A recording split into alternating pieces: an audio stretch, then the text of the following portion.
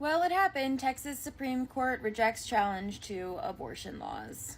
This is the case that involved 20 women who came forth basically telling their stories of how they had pregnancies that were wanted, majority of them, wanted pregnancies that either were not developing correctly or something happened during the pregnancy and it was a threat to their lives, right? So they needed a medical abortion to basically save their own lives, right? Amanda, the named plaintiff in the suit, was 18 weeks pregnant with a daughter that they had named Willow. She experienced preterm pre-labor rupture of membranes, despite the condition being fatal to the fetus and posing significant risk to Amanda. The doctors were unable to do anything, and she went into sepsis and spent 3 days in an intensive care unit. She was denied the abortion because of the laws currently in Texas. Another woman in the case was Lauren Hall, 27-year-old, after she learned of her first pregnancy, which was much desired. The pregnancy was, the fetus was developing without a skull, and would not survive after childbirth. And in Texas, the law does not allow for abortions in cases of lethal fetal anomalies, unless they threaten the mother's life. So she was denied just due to the laws in Texas.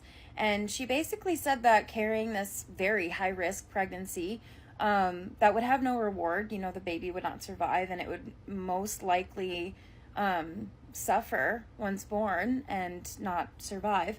And she would have to, either watch that or just know that it was happening. She felt like she was losing her mind, which is completely understandable to me because, it would feel, I can only imagine how confusing, lonely, upsetting, anger-inducing, So she traveled out of state to Seattle to receive the procedure, where she was met with more protesters who had also traveled from Texas. And she signed up basically for the lawsuit, basically just never wanting this to happen to another woman, another couple, another human being ever again. And I forgot to mention that actually Amanda, who, again, these were very much wanted pregnancies because she went through what she went through and was denied.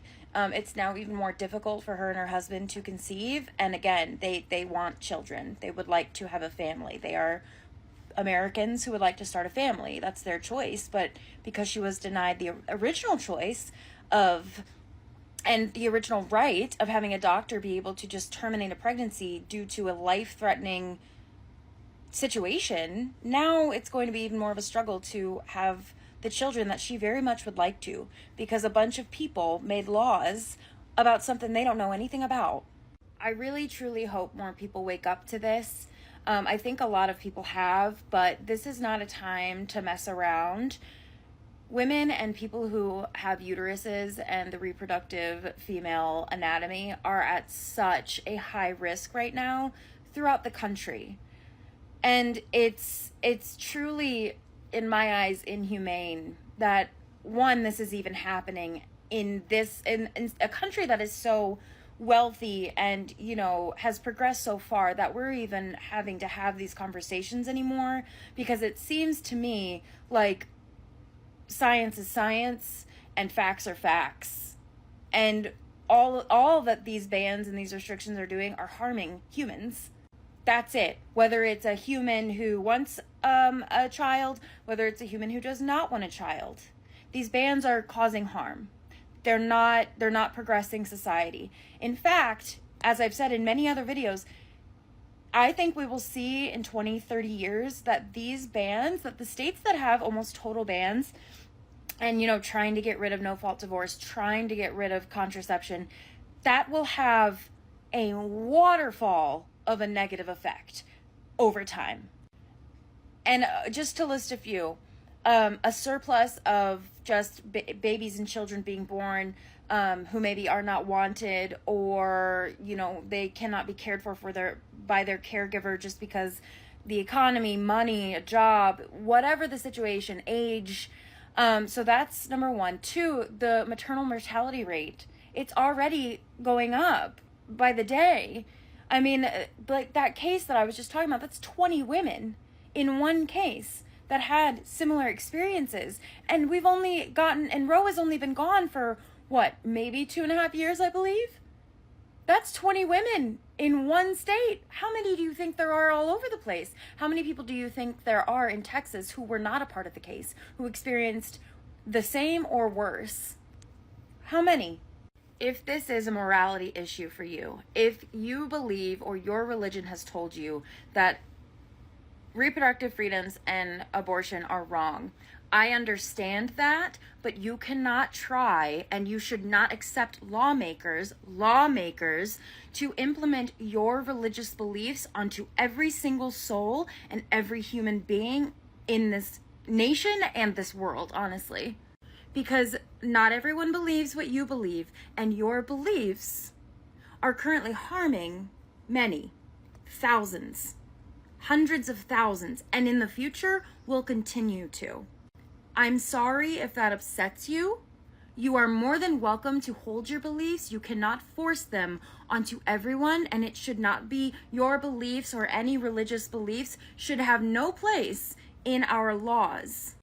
If it's a morality issue for you, I need you to keep that within yourself. You can have your thoughts, you can have your opinions, but it cannot be implemented onto the many. That's not acceptable. And honestly, that's not what America is based on. Not even slightly. Separation of church and state, anyone? My heart goes out to any woman or uterus holding person right now who feels scared or is in a situation like these women shared, or any situation at all. I hope that more people wake up, and I hope more people will fight for the rights of women and people who have the reproductive female anatomy. I mean, it's insane that we're even here, honestly. Never in my life did I think that I would have less rights than my mother and my grandmother in my lifetime, but I currently do. And so do thousands and millions of other women. And it's not acceptable.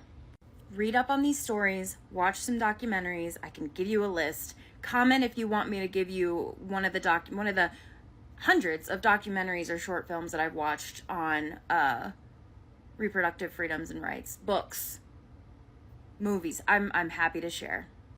Have a wonderful day, and just please try to have some empathy for others this November, and think about how this will affect everyone for so long if it is not taken care of quickly.